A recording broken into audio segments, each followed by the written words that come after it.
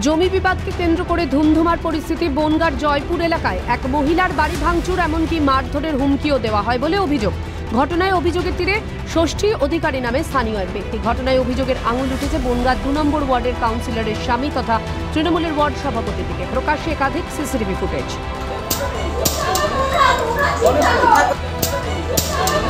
জানা গিয়েছে উত্তর 24 পরগনার বনগাঁ জয়পুর এলাকার বাসিন্দা রেখা সরকার শ্বশুরবাড়ির জায়গায় ওই মহিলার স্বামী বাড়ি করেছিলেন। স্বামীর মৃত্যুর পর শ্বশুরের বসত ভিটেতেই 3 মেয়েকে নিয়ে থাকতেন রেখা। অভিযোগ, রেখার ননদেরা তাদের না জানিয়েই ওই জমি এলাকার ষষ্ঠী অধিকারী নামে এক ব্যক্তির কাছে বিক্রি করে দেন। এই বাড়িটা হচ্ছে আমার শ্বশুরের, কিন্তু বাড়িটা করেছে আমার হাজবেন্ড। কিন্তু উনি এই বাড়িটাকে উনি চুপে সারে বিক্রি করে দেওয়া হয়েছে। আমার শ্বশুর তার 4 মেয়ের নামে লিখে দেয়, 4 মেয়েরা ওই ষষ্ঠী অধিকারকে বিক্রি করে দেয়। এইবার যখন ওরা আমাদের তালা ভেঙে ওরা তালা দিয়ে যায়, তখন আমরা এসে সাপোর্ট নিয়েছিলাম পুলিশের মারফতে, কিন্তু আমরা 3টে মেয়ে বলে আমি জোর পাই। ওনারা কি মারফতে করেছে আমি বলতে পারবো না। ওনাদের কি চিন্তাতে ওনারা এসেছেন আমার দরজার সামনে, আমাকে রীতিমতন হুমকি দিচ্ছে, তার সামনে আরও ছেলেরা গালাগাল দিচ্ছে।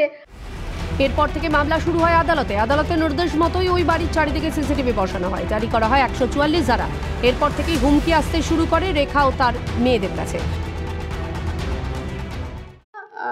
কিছু মহিলা এসেছিলেন, 2টো মহিলা, এবং পার্টি অফিসার থেকে যে কাউন্সিলর আমাদের, সেই কাউন্সিলরের হাজব্যান্ড এসেছিলেন, আর ক্লাবের থেকেও মেম্বার এসেছিলেন। এসে আমাদেরকে রীতিমতো হুমকি দেওয়া হলো। প্রথমে থানাকে ফোন করে আমরা পুলিশ প্রোটেকশন নিই যে আমাদের ইমিডিয়েটলি পুলিশ প্রোটেকশন লাগবে, আমাদের 144 জারি করা হয়ে গেছে। তারপরেও আমাদের গেট ভাঙা হয়েছে, আমাদেরকে রীতিমতো মারামারি হুমকি দেওয়া হয়েছে।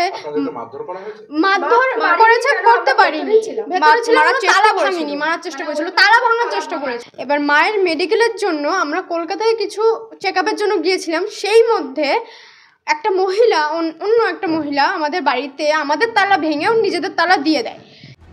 মঙ্গলবার চরমে পৌঁছয় গোটা পরিস্থিতি। বাড়ির গেটের তালা ভাঙতে শুরু করে অভিযুক্তরা। ঘটনাস্থলে উপস্থিত থাকতে দেখা যায় 2 নম্বর ওয়ার্ডের তৃণমূল সভাপতি উত্তম ঘোষকে।